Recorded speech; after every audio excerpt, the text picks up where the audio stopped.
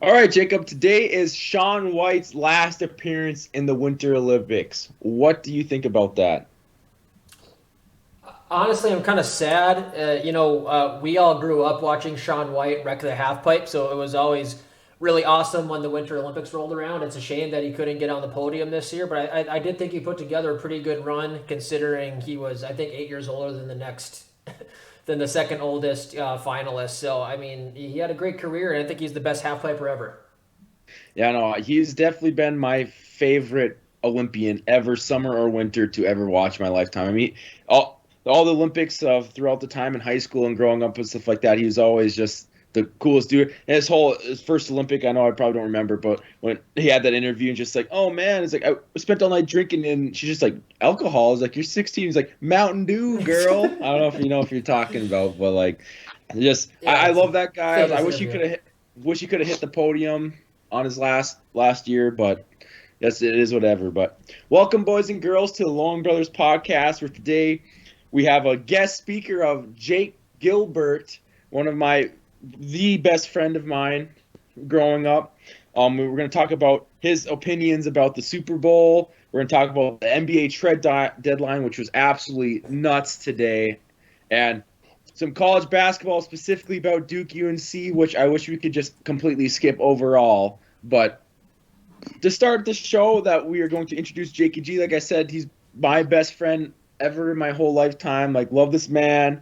I mean, so Jakey G, you can just take over however you want to introduce yourself. And yeah. All right. Well, hey guys, I'm Jake. I they only Hi, bring me on Jake. they only bring me on for basketball episodes because not a huge football guy like everyone else on the that comes on the podcast. But yeah, I'm excited to talk about the trade deadline and my good old Dukey's taking it to UNC just like the good old days. I'm gonna square up with you about before the show even starts. Square up then. But to start off with the show, like I said, I think we're just gonna kind of go into Super Bowls coming this Sunday. We got the Bengals versus the Rams. The Rams are the clear favorites right now, leading up to the Super Bowl. Jacob and I have talked about the last episode of what our opinion was about the Super Bowl and who we think's gonna win. Jacob, if I remember, you're leaning more towards the Bengals. I'm leaning more towards the Rams. Correct. I don't really care who wins. I just want Matt Stafford to win a Super Bowl, but Jakey G, tell us what you think about the Super Bowl. I feel like you're gonna lean more towards Big Dick Joe Burrow, but I mean, what do you think's gonna happen this Sunday? I think it's going to be a close knit match, just like all the other playoff games. And my growing up, my dad was a big Bengals fan. I always Larry. asked him, Larry Bird, his twin Dennis. Uh, I always asked him why he liked the Bengals, and the only answer he'd ever gives me is he liked the helmets. It's a But valid reason to like a football team. yeah, I mean they're sharp helmets. But no, in all reality, I am a huge fan of Joe Shiesty Burrow. After everything he went through in college, getting leaving and going to LSU, not OSU. He left OSU, best decision he's ever made. Well, well, we all Yeah, know that why he's so good is because he went to Ohio State for those first couple of years. So I mean, I'm gonna have to strongly disagree. he But developed him. I would like to see Matt Stafford win a ring, but I'm gonna have to go with Joe Shiesty and the Bengals on this one. You know, I don't know why I completely forgot that Dennis is he's a Bengals fan. I'm sure Renee is suffering over there that Dennis's team is at the Super Bowl right now. Yeah, and her quarterback retired, so I don't know what she's gonna do. She's a huge fan of Big Ben. Oh, the rapist? Yeah, that's what I hope. Straight for the jugular there. Oh, well, I mean, Let's not Proof make is in the it. pudding. Let's not make assumptions. All right, all right. but no, I mean, like I said last episode, like literally everyone in my school is like, oh, the Bengals, whatever, whatever. I personally think that the Rams are gonna win. We'll have a lot to talk about next week, Jacob, when the Super Bowl hits or whatnot. But whatever happens, I don't know. everyone's Super Bowl plans is. I'll be sitting here in Drayton by myself, just enjoying it. Me and my dog. Yeah, It's gonna be.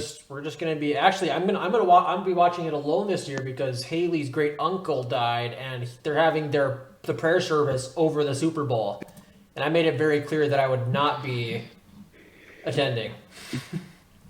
Yeah, damn. Well, maybe you have to come drive up to Drayton and come visit me. Nothing sounds more exciting than a trip up to Drayton for a football game.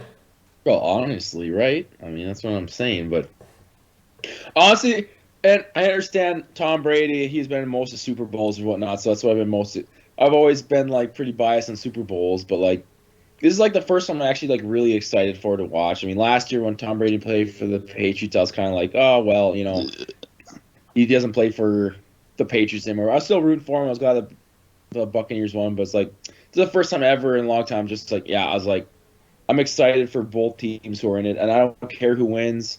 I hope. Literally, if Matt Stafford wasn't for the Rams, I'd be rooting for the Bengals. I would, but I just that man deserves a ring for all the time he suffered in goddamn Detroit. Like I feel bad for that guy for all the years he spent there. It's a lot of wasted talent. What is the head coach's name of the Rams again? Sean McVay. Sean McVay. Yeah. He actually beat out Megatron for Georgia Player of the Year when they were in high school. What? Yeah. That's hilarious. It's actually kind of crazy. And actually, funny story about Sean McVay. I got told like 2 days ago by one of the people in school that I look like Sean McVay. Sean McWentz?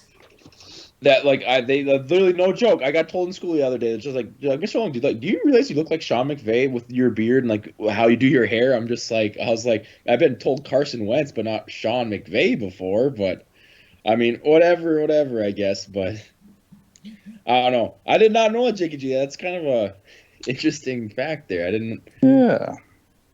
I guess I didn't really realize that, but yeah, I know. I hope Matt Stafford wins it. Don't really need to go much more into the Super Bowl because I know we'll have a lot to talk about next week. All I'm hoping for is a good game and that the commercials are better than they have been the past couple of years. Yeah, I've had a bad couple of years of commercials. Jared, I think we should do a full hour-long episode reviewing the commercials. Well, it probably wouldn't be a bad idea because I think they've kind of been bad the last couple of years. I mean, there's been some good ones, but like. There's definitely not enough reaction videos on YouTube, so we can definitely put one out there and just grace everyone's timelines with the Super Bowl commercial reaction. No, I agree with you there. But, well, you hear it here first. Jakey G says Bengals. Jacob says Bengals. I'm the only one with the Rams. And I guess next week we'll come on and we'll have a discussion about the Super Bowl and what we think, and probably more about the Olympics because it'll be a week longer. But I think moving forward here, we can discuss about the old Duke UNC this weekend with Duke Coach K coming in to North Carolina for his last game and absolutely destroying them. Won by about 20 points that game. I was unfortunately unable to see it. I just reading your two texts, our little group chat that we have. You guys texting me about UNC's being destroyed, and I was watching some play or whatever at West Point at the time, and I'm just like I read that. I'm just like I was so depressed. I literally asked Brenna at the time. I was like, "Can I go check the score right now?" And she's like, "I don't care." I'm just like I looked at it, I was like, "I wish I didn't check the score." I can't believe that his last game there. It was like that. I would assume it would have been a classic UNC Duke game where, comes down to the last second or whatnot. But, Jakey G, I know you're the big Duke fan. I'm the big UNC fan. Jacob, is still a UNC fan, but, I pivoted last year, so I'm Michigan all the way through. And speaking of Michigan, they're up 22 points on Purdue right now. Yeah, 19. Now my game cast is a little behind, but yeah, we don't care.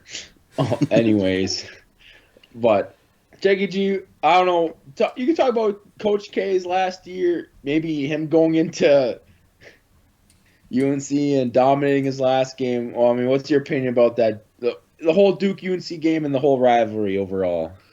I always love watching a good old fashioned Duke UNC game. no matter the outcome, it's all you. I shouldn't say it's always a 1-point possession. Obviously, it's not. But every time that memory comes up of Austin Rivers drilling that 3 over Tyler Hansbrough, I gotta send it to you guys every time. It's always sad thinking about that. The rivalry as a whole is it's great for the two programs, only being 8 miles away from each other. And yeah, Coach K leaving is really sad, but I like who we got coming in and who he's recruiting and how he's recruiting. So I'm excited to be a Blue Devils fan the rest of my life. I gotta say, I being the hardcore fan I am, I was watching the game on my phone while I was at a wedding. Wedding reception wasn't during the Catholic wedding we went to. This might be like the least talented North Carolina team I've seen in a while. I mean, they have that Baco guy who is decent, but I mean he's not special.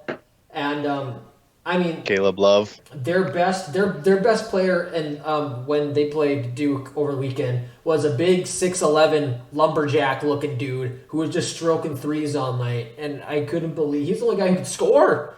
It was unbelievable. Dude, Jacob, don't tell me it's not they don't have a really talented guy like they've had the past. This is one of the better teams that they've had in the past 3 years. They've been awful in the last 3 years. Yes, they have. Don't you shake your head at me, Jakey G. They have been bad.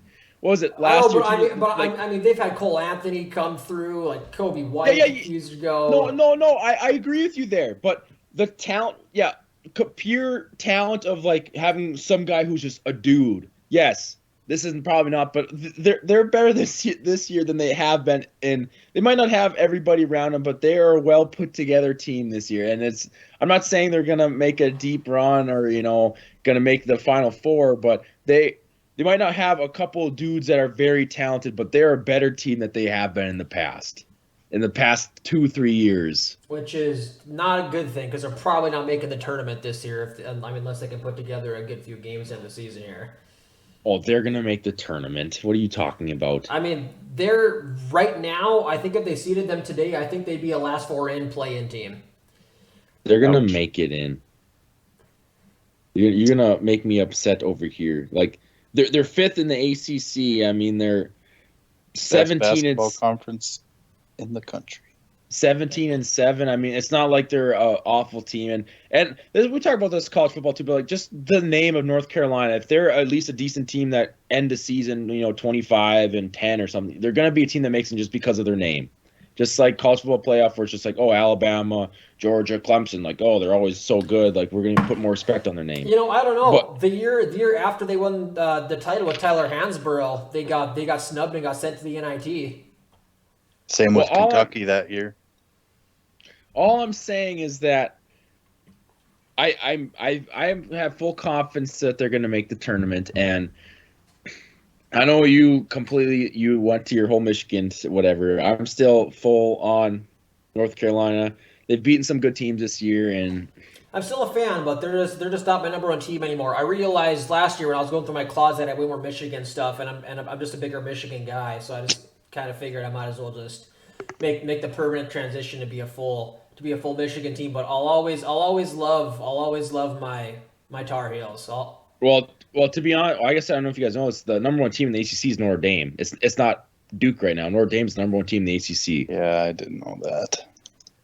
But I mean, and the thing about the rivalry is that, I mean, there's a lot of rivalries out there in all sports, but Duke, North Carolina is nuts because like they're so evenly matched. Like the wins and losses are like about even, and like the points scored in all their matches are about even, and like it's just nuts how like close all the matches are, like that they've played throughout the whole time. And I don't know the stats right now to talk about it, but like it's almost dead even for all like points, wins and losses. Like it's absolutely crazy.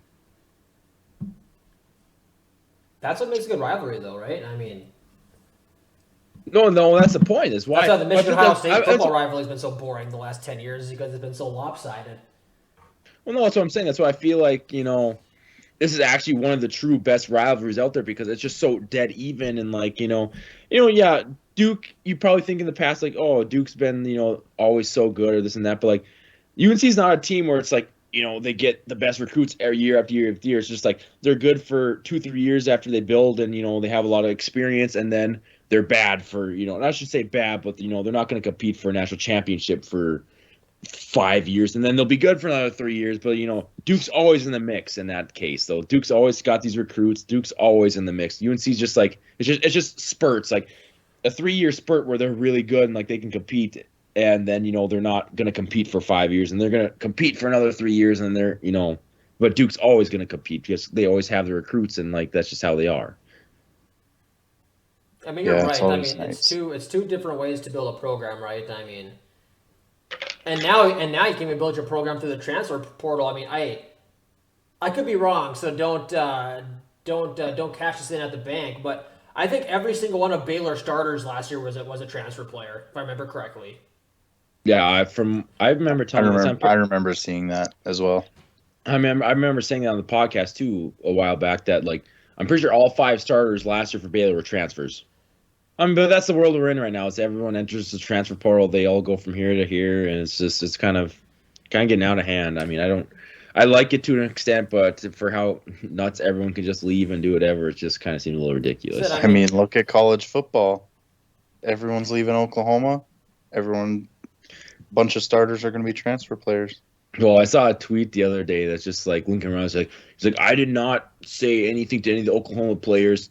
All those players that transferred to USC. He's like, I did not tell them. Like, I didn't try to poach people. Like, they just like. He literally said, I didn't take people from Oklahoma. I took people from the transfer portal. I'm just like, okay, well, I mean, like, you have all these people from Oklahoma transferring to USC. It's like, it sounds like you just took people from Oklahoma, but. Right. No, but I mean, like there used to be 2 ways to build a team. There was the North Carolina way, which was kind of build it up over time, have vets. Then there was the Duke and Kentucky way, right, where you kind of just recruit the big guys, get one and dones, have a couple veterans in there to hold the team together. And like I said, now you have this third way where you don't have to do either or, and you just got to pick up good transfers. So I mean, it's gonna be interesting to see how the game evolves, in the next few years to see how some of these teams are put together. Well, let's just say thank God that the year that Jake and G and I went to the Final Four that we didn't have to watch Duke. I mean, I'm sure Jake and G the fact that Zion Williamson and RJ Barrett didn't make it to the Final Four is. Well, don't forget the third one. You can say the third one. Cam Reddish, right? Was it Cam Reddish? Yeah. Okay. I was gonna say. Well, they had 3 of the they top literally 7 got the top picks? 3. No, they got the top 3 recruits in the nation that year. They literally Zion, Cam, and RJ. RJ was the top 3 recruits in the nation. And then Trey was like he's like close to 10. I'm not sure where he was. And then you guys lost to a he was like 5'10" top point 20. guard. Yeah. But like that was unreal, and like I don't know how they did. They lost. Was that Cassius Winston? Yeah. Who beat Duke? Yeah, that was a. Well, and he came back the next year too and played for him. I don't even know. He's one of those players that could be really good in college, but he's not going to be good in the NBA. But I mean, he was too small and he didn't have the athleticism to make up for it. I mean, you could be successful in college like that. I mean, you could look at guys like Frank Kaminsky or Doug McDermott who just dominated in college, but to get to the NBA, they just don't have the body for it. They're not athletic enough. And Chet Holmgren's going to be different because he's a freak athlete and he's long and he can shoot, but. Chet Holmgren is not going to be different. Yeah, Jacob, I'm with Jake and G here. I agree. I don't think playing very well. I mean, look at everyone with Bull. It's like Bull is like he can shoot. He's really tall and lengthy. Like Chet Holmgren is 90 times more talented than Bull was, though. I'm sorry, that guy screwed me over on a bet in Vegas, so I just can't. I can't deal with him. He's still projected number 1 pick, but I mean, it could be either him, Banchero, or Jabari Smith. I have no idea who's going to be, but those 3 guys are definitely the best players. Well, here's the thing, Jay. I told you this. I'm just like that's what. It doesn't matter. The NBA, like whatever you're like recruiting, like it's like if you're the number 1 recruit coming out of high school, you're definitely going to be top 5. You're probably the number 1 recruit anyways, but like. I mean, that's the thing. It doesn't matter. They can get injured. Like Jay Holmgren can get injured and be done for the rest of the season, and he'll still get drafted top 3. and that's just nuts to me. I mean, like I said, Zion got drafted number 1, even though R.J. Barrett was number 1, which is nuts because like R.J. Barrett was number 1 guy in his like high school class, but then going to Duke, like Zion was the dude. Like he was the dude, and I think everyone knew that. But that's a different conversation though. But like him, like Zion hasn't played like more than, I swear to God, like 50 games in the NBA. He's been there for 3 years. Well, I mean, here's the thing with Chet Holmgren is he is exactly like Porzingis. I mean, he's a stretch big. He can shoot it. He's not as thick, but he's longer. He can shoot it well, and he's the best shot blocker college basketball has seen in years, since probably Anthony Davis. He's averaging 3 blocks a game.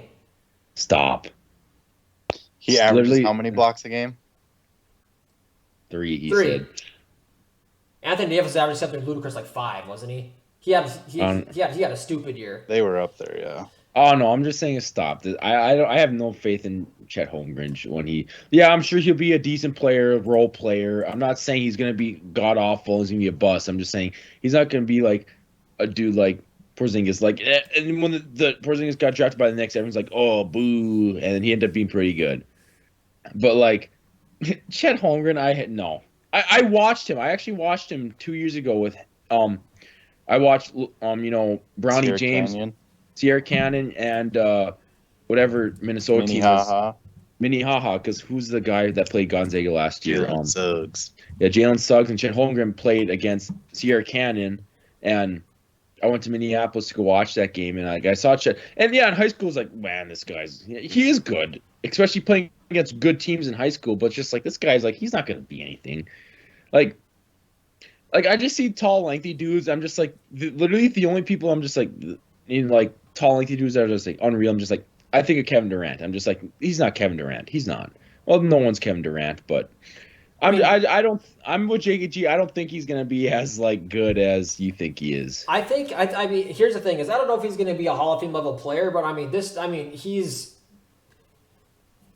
What I'm saying is he's different than guys like like Kaminsky and McDermott because he's got the size, he's got the length, and he can shoot it. I mean he's averaging what? I'm just pulling up the stats, like 14 points a game, 3.5 blocks a game, which is pretty impressive. And 9 boards. He's shooting 46% from 3 and 64% from the field. I mean. Yeah, no. Well, I understand that, but like, well, then you talk about those people like, oh, these people when you average 12 points a game and this and that, but they're athletes, so I don't understand why they're getting drafted. But like, I'm just saying, like, I'm like I said, I think he'll be a good role player for whatever team he's at. I just don't think he's going to be the dude. And he could be an all-star. No, we can come back in 3 years from now and argue this, but like.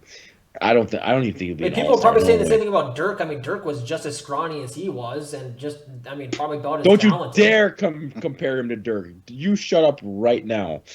Don't you dare. I'm not saying he's going to be Dirk, but I mean the same things you say about him are the same thing you say about a scrawny 7-footer from Germany no one's ever heard of. Well, I don't really care. I'm just saying that the fact is that every draft's like, oh, we compare this guy to this professional, like, oh, he's AI, like we're making comparisons like this. I'm just like, shut up. Like he's his own player. Like he's not gonna be like him. I'm sorry to tell you. And he's a better shot blocker, mind you. He's the best rim protector in the draft for sure. And good rim protectors get drafted early all the time. So you're saying Mark Williams is gonna go early in the draft? He's averaging 2.4. Can he score? Jacobson here is like, who's that? I don't even know. He just shot 100% from the field tonight. He's gonna bump his average up. I'm not even saying Chet Holmgren should go number 1. I mean,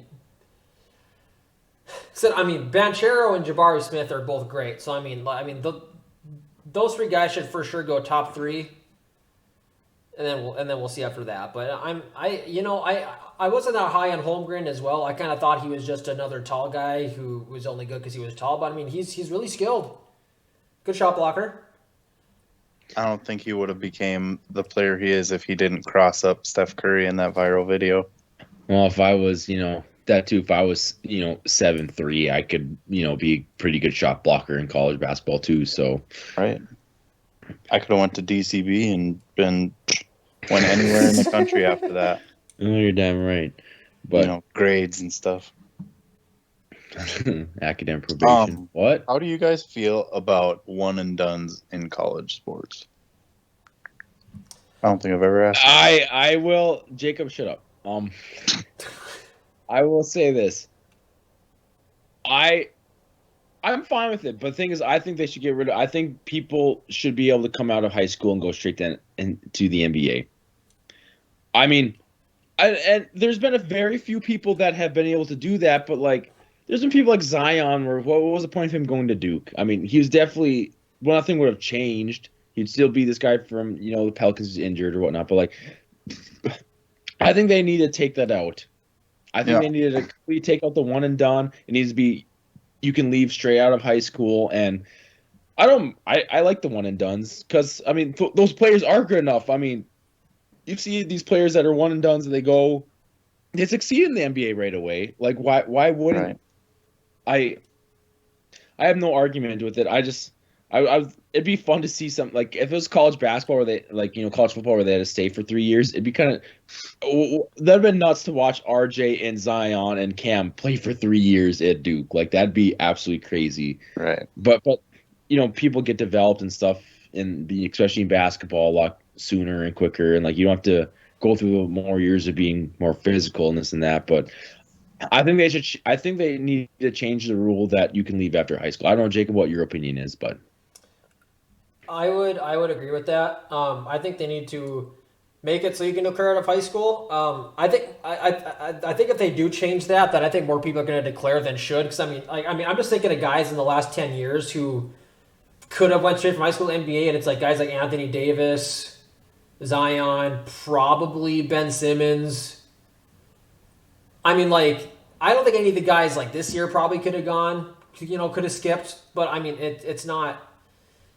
It's not like every year there's a guy who can skip, but I mean, I'd like to see them go to a MLB or NHL model where you can get drafted when you're 18, but you can still go to go to college and get an education. Go to college just to develop a little bit. Because I mean, leave whenever you want. I mean, like a lot of these guys might get drafted early, but I mean, like the NBA team might know they won't get him for a year or two, but they might want his rights, right? I mean, exactly. Well, and I don't want to interrupt you here either, Jacob, but like, I completely agree with what you're saying too, but I believe that.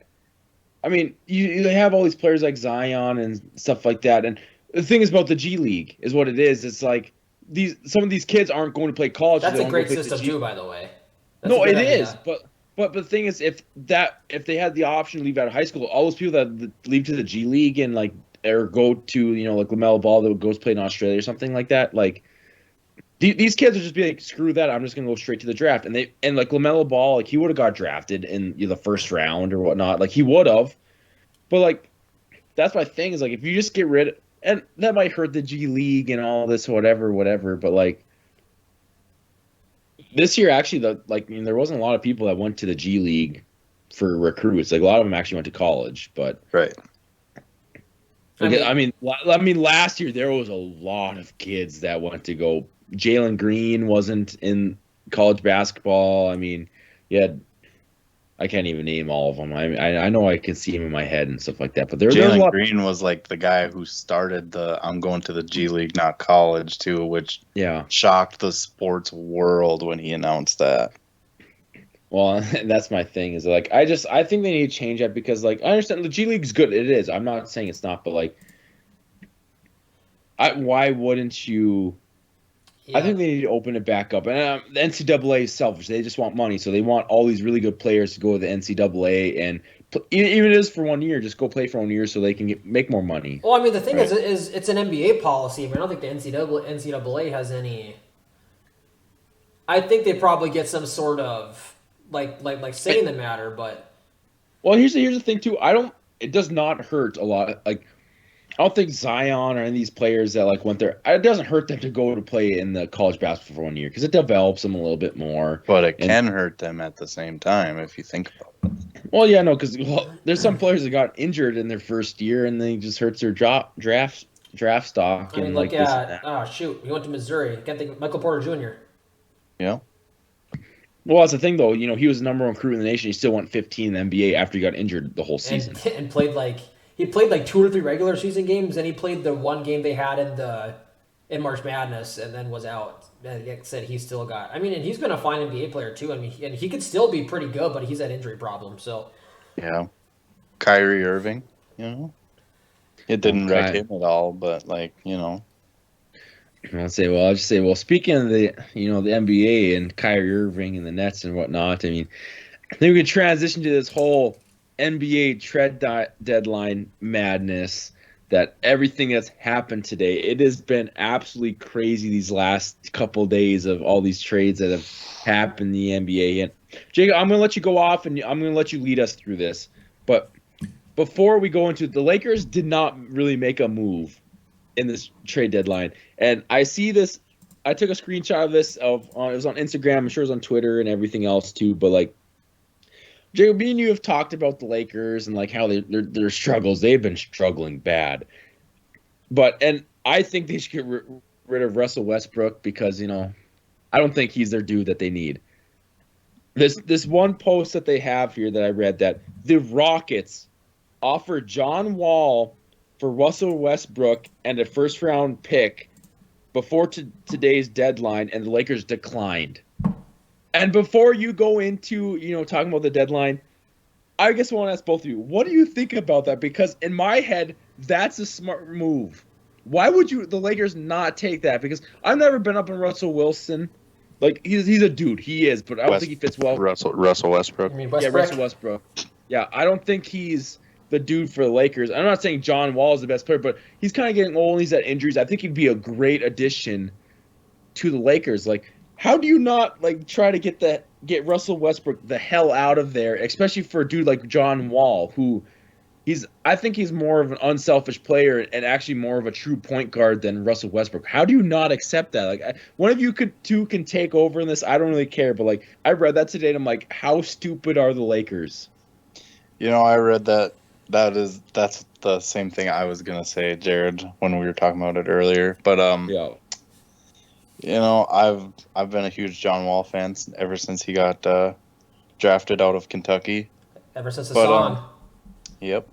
But I was looking at Russell Westbrook's season stats, and you know what? I don't think he's a bad fit. I understand the Lakers aren't really flowing the best right now, but he has a better shooting percentage than Steph. He can still facilitate the floor, just like any other point guard. And I understand that John Wall probably would have been a good move. I think Russell could go to a younger team and help them transition into a better offense and stuff like that. But yeah, if the Lakers wanted a point guard that could better facilitate the floor, they could have kept Rajon Rondo. He's still old but can move. So you have Westbrook's stats up, right? I don't have them up. I looked at them earlier today. Okay, because there are two numbers. Okay, Jacob, shut up. Jacob, shut up. Sorry. All I'm saying is that I'm not a big stats person. I understand stats say a lot more. Like those years that Russell Westbrook won his MVPs because it was average triple double. I think that's a bunch of bull crap, honestly.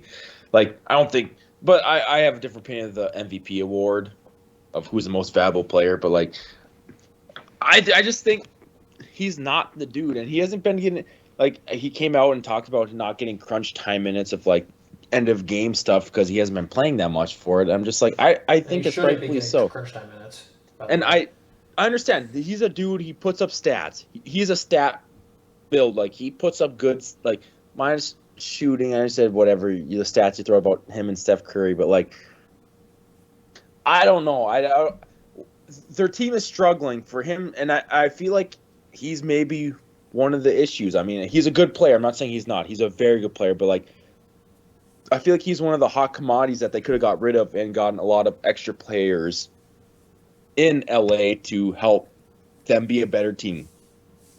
Jacob, I'll let you take over. I'll shut up now. Okay. Two things. I get that his shooting percentage is better than Curry's, but Curry's shooting 30-footers, and Giannis is letting Russell Westbrook take uncontested 6-footers because he can't shoot. He's shooting 43%, less than 30% from three, and 4 turnovers a game. That's fair. And what'd you say that trade offer was? It was they offered John Wall and a first rounder for Westbrook. Yeah. Yes. I'd have done that straight up without the first rounder. No, and that's what I'm saying. If they would have said we'll give you John Wall for Westbrook straight up, I would have said deal. And if they would have offered me a first rounder, I mean, I would have hesitated at either. I mean, it's clearly not working. And I don't think LeBron wants to admit it, but I think he knows that it's not going to work with Westbrook. Westbrook. I like that. I agree with you 100%. And, well, there was a tweet. I mean, Russell Westbrook's definitely one will speak up about his problems and stuff like that. There was like a thing like a week ago, and he's just like, I'm sorry. I couldn't be out there to help you, but the coach didn't put me in crunch time. It's like, well, why would he? I told you this a while back. I think Russell Westbrook is a good guy for the secondary. I think he's a guy that when he's by himself, not with a bunch of stars, he can lead a team. And he can lead them to be, not like, to go to the NBA championship and win, but, a team that he can lead to, make the playoffs. And he's proved that with the Thunder this last couple of years and whatnot. But, like, I think he needs to accept a role that he doesn't need to be a starter. He needs to be on the secondary, the people that come in, and he can lead them and be the dude, because I think that's what his role is that he wants to be the dude, not, playing behind LeBron and AD. Like, he wants to be the guy, and I think for that to happen on the Lakers, it has to be that he has to be the secondary player that comes off the bench. No, he can't. Right. He can't be the best player on a championship caliber team. He was never even the best player when he was on the Thunder. I mean, until Durant left, and I mean, it really is a shame those two never won a title, and they should have probably twice. But a little unlucky a couple years there, and a pretty poor performance against LeBron at one point in the finals, but. It was a very poor performance. It was sad to watch. I mean, it's just he's not the guy that he used to be. I mean, he still is a great player. I mean, 18 points, 8 boards, and 7.5 assists per game is still relatively good. You just like him to see shoot the ball a little bit better and not turn it over as much. But I mean, he's not. I mean. And he's not a crappy defender. He's not great, but he's not a defensive liability. I mean, he's athletic and he gets after it. The dude plays really hard. I mean, no one's faulting him for that. Right. But I just can't foresee him being, I also hate to say this, but I mean, he hasn't made a single team he's been to since he left the Thunder better. They all get worse. And I don't know if that's him. Or if it's a situation he lands in, but I mean, I agree. You compare that to a guy like Chris Paul, where everywhere he goes, they magically become. I mean, you traded out Westbrook for Chris Paul, and they magically became a 5 seed. It's like point God. It's like I mean, I just think stuff like that matters. I don't really think Russell Westbrook is a winner, and I think the Lakers need a winner. Yeah, well, I agree with you. I mean, whatever, Jake and G might disagree. I just think we need to move on so we don't... I have one more thing to say about the Lakers. Okay, say I don't know if this is a verified source, but allegedly the Lakers facilities lost power when a FedEx truck crashed into a power line. And the Lakers, Knicks, and Pistons had agreed upon a trade that would send Westbrook to Detroit and Grant, Reddish, and Burks to LA, but they were unable to fax the paperwork and were denied leniency. I'm going to say no way, but that's also way too ridiculous to make up at the same time. Exactly. So, I said, it's not a verified source, but I Well, thing is about the Lakers too is that that seems like a Lakers type of thing where that that could be actually true. Right. But we'll move on. There's a lot of trade deadline things. I don't want to sit on this for very long. But Jacob, I'll let you take over. You can read off of there. I mean, there's a lot of crazy trades that happened. I mean, unfortunately for Jakey G with the Kings, and I know you wasn't happy with the trade that happened there either. But I'll let Jacob take over whatever he wants to lead us. I'm assuming he might lead us to the Sixers and Nets right away, but maybe we'll get on that later. Save that for last. Yeah, we're gonna work our way chronologically backwards to forward. So we're gonna start with, and I mean there is a ton of trades, so I'm only gonna hit the ones that actually matter. The first big one I'm seeing was on February the 8th, 2 days ago, was the Blazers trading CJ McCollum, and essentially just cementing in that they're cleaning house and they're gonna try to rebuild around Lillard. How do you think that's going to go? I don't. I mean, I feel like I saw Dame in an interview or a podcast or something after CJ got traded, and he said he's a trailblazer for life, he said, and he has a system he thinks will work, and he wants to bring the right players in to see if it'll work. But I don't know. I can see it working. I have so much respect for him because loyalty like that doesn't exist anymore, and the fact that he is not only willing to but wants to stick it out there and make it happen in Portland. It's not like he's being loyal to the Clippers or the state. He's being loyal to Portland. Right.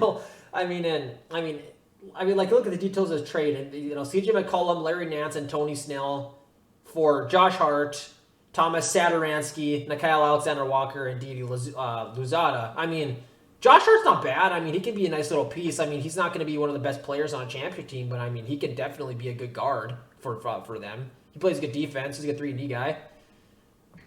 And here's my opinion about this trade is that and had 2 first-round picks, by the way, in that deal as well. Okay, we'll talk about these picks. There's a lot of teams that are out there. They're like, I'm trading a 2028 pick, first round, and it's just like a lot of teams are out there trading like all these very 5 years down the line picks. I'm just like, why are you doing that unless you think that you're gonna win right now? And I don't think a lot of these teams are making those picks or trading those late round picks. I don't think they're actually going to be successful right away. But Lillard and McCollum have been together forever. I feel like they've been together for a long time, and I feel like the Blazers need to feel like they need to make something happen. I don't think that's the right trade. I feel like they didn't really get much out of it. I mean, I know you told me of that, but I feel like having McCollum there is what they got was the 2, and I didn't see what years they were, but what they got was the clear cap space. That's what that trade was about. I understand that, but a lot of teams to clear cap space and you get picks later on, but Lillard is in his prime now. He's not going to be in his prime 5 years from now whenever those first round picks, and you still have to develop those first round picks. So why? And I think the Blazers if they got a couple other stars, they could win now with McCollum there, but with him gone, and I feel like Lillard, I feel like at some point in his life, the Greek Freak is going to leave. I think he's going to leave the Bucks. He won his championship there to prove that he won it with them. And I feel like that's what Lillard wants to kind of do. He wants to win one with the Blazers and just kind of leave at that point. But I kind of think it can work. Well, they have enough cap space to offer someone a max, and then probably still have $20 million left over. So but you have to convince someone to do that. You have to convince someone to go I get that. Portland, but over these big salary places like the Lakers and the Celtics, and you have all these big cap salary teams that people, the hot commodities for them, the Miami Heat and stuff like that. I understand you can offer a max. I don't even know who's a free agent next year that can offer a max contract to, but why would? I get that, but the thing is the roster as they had it wasn't going to work. This is the only way that they could try to at least attempt to make something happen. Well, I understand that, but I think they could have got more for CJ McCollum than what they did. I understand you think, those good additions to their team. Whatever, shut up. They got 2 firsts out of it. I don't know what year they are, but I mean, first round picks are. One of them is protected for next year's draft, or this coming year's draft. And then there's 2 future second round picks as well. Yeah, It's pretty good. I think Dame and McCollum weren't the problem. I think is just trying to find people else. But I understand trading him away to open up cap space and being able to bring more people in. So I don't think that's the thing. Like we just said, I don't think you're going to win a championship around Westbrook. I don't think you're going to win a championship around Damian Lillard either. I think you have to bring in a big superstar for him to actually compete for Which it. is why clearing the cap space was so important. Like I said, I mean, they might miss. There's no guarantee, but I mean, there was. I don't think there was any hope with McCollum on the roster, and I think trading. I mean, I think it's a good move, but we can move on to probably one of the bigger trades of the last few days was the Pacers and Kings trade. The Pacers sending Domantas poor Sabonis, JGG. Jeremy Lamb, Justin Holiday, and speaking of late picks, a 2027 second rounder for Tyrese Halliburton, Buddy Hield, and Tristan Thompson. Jake, I was gonna say, this let's one's let for Jake you. talk about this. He, Kings fan over here. You don't meet a lot of Kings fans in North Dakota, and I surprisingly met one last summer. That has nothing to do with this, but last year in the draft, I was extremely upset that we drafted Tyrese Halliburton. I did not know anything about him. Didn't know he was that very good. I wanted a big man to help out Marvin Bagley. And Who they just traded as well, by the way. I was going to get there. After seeing Tyrese Halliburton and all his stats and the numbers he put up, I was extremely impressed. And I also like Domantas Sabonis, or whatever the hell his name is. But, it was just really heartbreaking to see Buddy Hield get traded as well, and Marvin Bagley. See, I also saw a tweet that said, if you are a Kings fan, you are allowed to stop liking the Kings. So I'm announcing that here right now, live. After 15 straight seasons of no playoffs. Yep. After this was the final straw. Yeah, I'm only gonna like players. I'm not gonna like teams anymore because I still like De'Aaron Fox, and I wish he would have got out of Sacramento. But yeah, I have nothing to say. I'm just really sad about that trade. I think that's fair. I mean, the thing is about it too. Sabonis, he's not a bad option that the Kings got. He's not. He's an upper caliber player. Like, don't get me wrong. It's just I mean, he's having his best year he's had. I mean, here's the thing is, I saw someone tweeted, like, I don't know how, but the Kings managed to make the worst trade ever and still get the best player in the deal, which is true. That is very true, honestly. Yeah. I mean, he was the best player in that deal. I mean, he's only 25. I mean, they still have 6 to 7 good years as long as, I mean, assuming Sabonis stays this good. But I mean, he's been great. I mean, statistically, he's having his best year, and a lot of people are just saying that. I mean, this is a trade to try to make the playoffs this year because for the Kings, I said they're on a 15-season postseason drought. At this point, making it to the playoffs is winning the title for the Kings. So I think this is their Super Bowl. They're just trying to get in the playoffs this year, and I won't go into much more than you guys, and I know JG is a big Kings fan, but I don't know. I saw that the Kings got Sabonis. I was like, well, it's not that bad. And I saw the whole trade. I'm just like, well, I mean, I was like, yeah, it was crushing to see. Well, who's the main guy that got traded? Why I can't think of his name right now. They got traded to the Pacers. Tyrese Halliburton or Buddy Hield. Well, Tyrese Halliburton or Tristan Thompson. Well, no, Tyrese Halliburton. He came out during a press conference and he's like, I thought the Kings were committed to me, and he's like, I was committed to them, and like we were all like whatever, and they traded me. And I hate to say this to him, and okay, I should say to him because he's not going to hear this goddamn podcast. But it's just like NBA, all professional, is a business, and it is like you never know if you're going to get traded or not. Like clearly LeBron knows he's not. Like Tom Brady, like those type of players were like.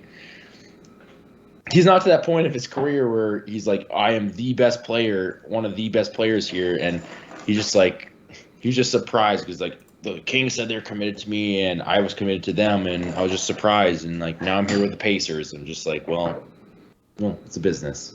Yeah, I also saw that the Pacers are going to release Tristan Thompson as well. Saw that this morning. Oh, that guy's getting old. I mean, yeah. But it's well, Jacob, you got the next one for us? I mean, just because I'm a Spurs fan, I'm going to bring up the Spurs big trade today, which was actually done with the Celtics. The Spurs got rid of Derek White in return for Romeo Langford, Josh Richardson, and a top 4 protected 2022 first rounder, which means the Spurs have 3 first round picks this year, which I'm hoping they can turn into a top 3 pick and snag one of those 3 players we were talking about earlier. If they got either Banchero, Chet, or Jabari Smith, I'd be completely happy with that. And the Spurs looking at like a 6th to 7th overall pick right now. And if they could package those with the other 2 first rounders, maybe another player like Pirtle, I think, they could be looking at a franchise corner piece here. So I just wanted to bring that up because the Spurs never trade. And this year they finally traded. Because I said they traded Derek White for Dragic and the Raptors first rounder, which is protected if they miss a playoff, so if the Raptors will make the playoffs. And the Celtics first rounder is also protected, but that's only for the 1 through 4. So as long as the Celtics don't completely tank, like I said, the Spurs are looking at like a 6, 7, 8 pick. And then, 2, early after the lottery. So I think they can maybe flip those and, move up a little bit. Oh, yeah, the big Spurs fan you are. I'm sure you're. Romeo Langford's actually, I think he's one of those players that could come up and, be a good player. But, like, the Celtics made a lot of trades. I really enjoyed watching Romeo Langford play in Indiana when he was in college. Yeah, and I don't blame you for being happy for that. I like the Spurs. I'm not one against the Spurs at all. So, like, if they succeed and, 3 first-round picks. Here's the thing about the Spurs. I think they're a smart enough team. I don't think they need to trade a bunch of picks to get a top 3 pick. I think they're smart enough to know who's – I mean, they drafted all the big 3 that they had all those years. With Greg Popovich there, I think they're a team that, could succeed at just – taking their chances and drafting 3 players, You are correct, but you also got to keep in mind that the franchise cornerstone for 20 years was a number 1 overall pick.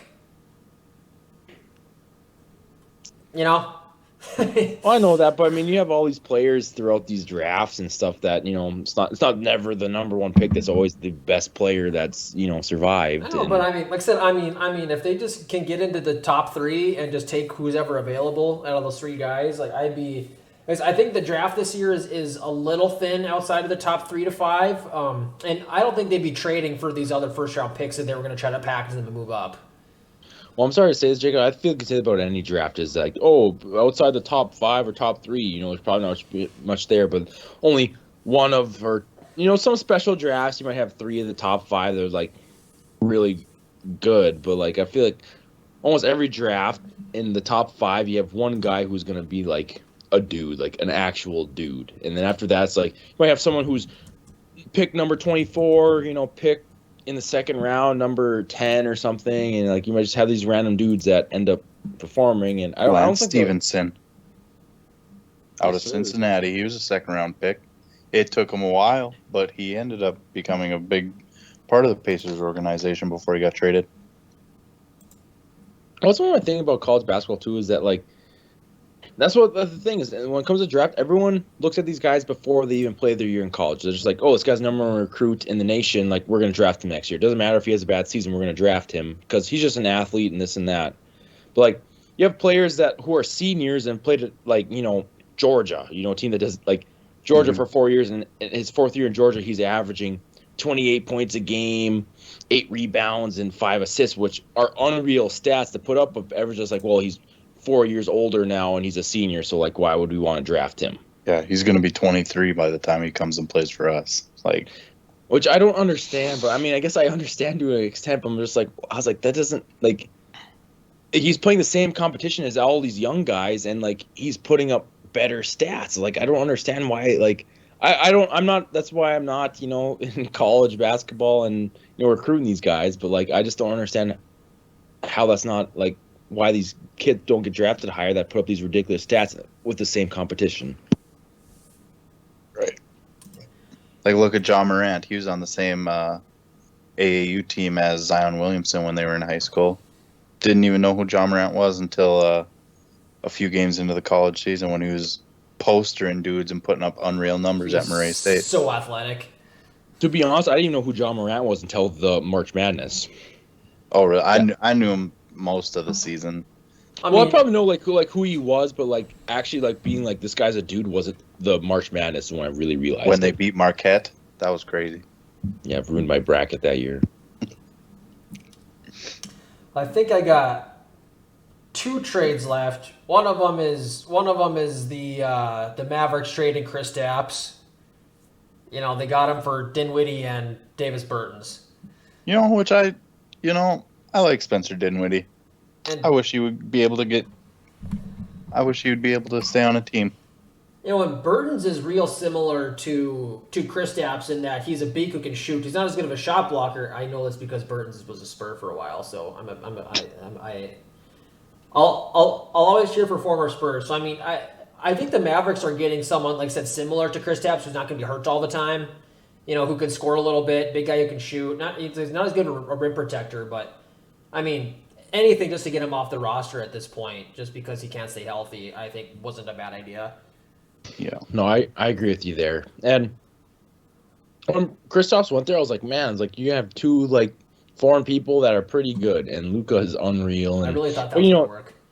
Kristaps has been injured a lot and stuff like that, so I think it was a good trade for them to get rid of him and just kind of move on, because clearly Luka is their future, and I think they're once his contract, they're going to try to sign him to a max deal, and they're going to try to keep him there for as long as possible. Almost like Dirk. Almost like Dirk. They're going to try to keep him there for his whole career. And Luka seems pretty committed to like stay there, but a lot of things change in NBA. I honestly thought James Harden was going to stay with the Rockets his whole career. Next thing you know, he's went to the Nets, and now he's with the Sixers. He went to the Rockets, then the Nets. Sorry. That's a great lead into the biggest trade of the deadline. The Nets traded James Harden and Paul Millsap. You can't forget about Paul Millsap. He's awesome. NBA legend. And in return for James Harden and washed Paul Millsap, they got Ben Simmons, Seth Curry, Drummond, and 2 first-round picks. And the first-round picks are this year's 2022 and then a protected 2027. I just feel like that the Sixers just got fleeced. Like they got screwed. Jacob G, I'll let you take it over. I'm in 100% agreement with you, Jacob. James Harden's been having his hamstring issues. I don't know if he's been wanting to get out of Brooklyn, but that's what it seems like on Twitter after today. Also, I saw a bunch of tweets that James Harden was in Philadelphia for the past few days, eating at like burger joints and stuff. They got better strip clubs in Philadelphia, so. There was also one where I saw a girl say, I just gave James Harden a lap dance and he told me he's going to be a Sixer. And she tweeted that 3 days ago. Verified source. Yeah. And, Paul Millsap, he's a bucket getter. He is very old, but I've liked Paul Millsap ever since he was on the Nuggets. I've been a fan. Here's the thing. I have mixed emotions compared to you guys. We said in months ago when we first started this podcast, I thought the Nets and Sixers should have traded Kyrie for Ben Simmons. Ben Simmons with the Nets, I love. I do too. I love. But that's definitely won that trade. Each thing I don't love about it is that Kyrie's on the team. I don't like Ben Simmons being on the Nets with Kyrie. Granted, Kyrie only plays on away games because of his whole vaccination thing. And you guys can crap on me after this or whatnot, but I don't like that part. I understand James Harden wanted to get out and whatever, but I thought Ben Simmons being the true point guard with the Nets with James Harden and Kevin Durant would be unreal. And I will say this to this day, and back when like a month ago when I said it, I still back that up. I think that would have been the right trade because Kyrie's not the option. I think the Nets still have a lot of power around them anyways, but like Ben Simmons being there with Kevin Durant, I think is awesome because they have a dude that's going to score and do this and that. But like, and things about the Sixers, I think the Sixers are. I think they gave a lot more up for James Harden that they should have. But like James Harden and Embiid together, I think is going to be pretty goddamn good. And because the thing is, it's not like Harden going to the Nets with, Durant, who's not like a post player, and he's not gonna have the ball in his hand as much. Like James Harden's gonna be a guy who's gonna come down the court. He's gonna bring the ball up, or maybe not bring the ball up, and they're two different, like a post player and a guard, rather than Durant and Harden, who were like guard and small forward, or however you want to range that. I just think you might say, and I do think the Nets got a lot out of it. They got a lot out of it, but I would have rather seen the Nets trade Kyrie than Harden, in my opinion. I think so too, but the problem with Kyrie is I don't think teams I don't think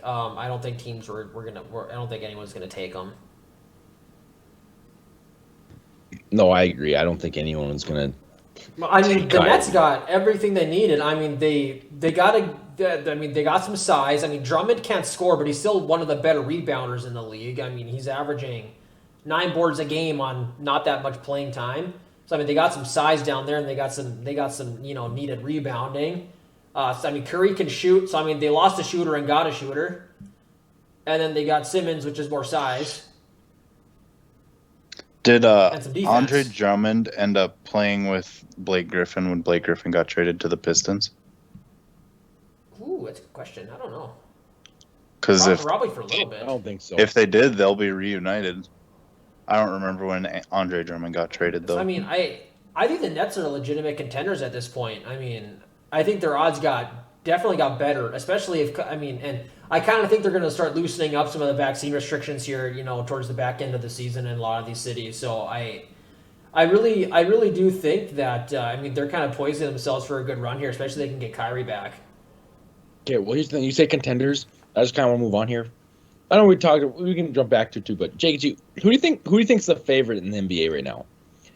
I don't feel like there's a championship or just to win the championship. I feel like there's not like a team like in the past, like the Warriors, the Cavs, like the Nets, like what I mean. That's last year and they got injured and stuff like that. But like, who do you think the favorite is? Because like I feel like there's like no one out there. It's just like these guys are going to win. Like I think in the past years would be like this team's going to win.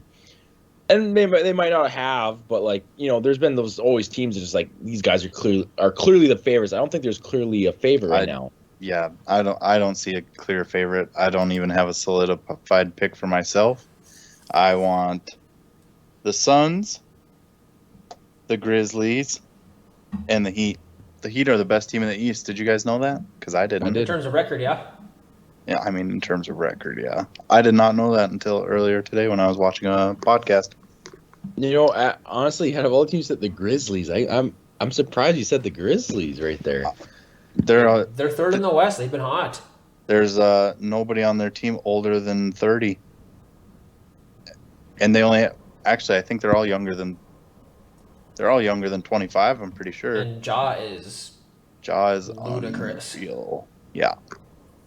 Ja's and then awesome. they got Triple J, Jaren Jackson Jr. or Josh Jackson Jr. I don't remember what his first name is, but he's I don't think it's Josh. I think Josh Jackson Jr. played for Kansas. I think that's the one you're thinking of. I'm pretty sure it's Jaren Jackson Jr. Either way, he's a solid big man.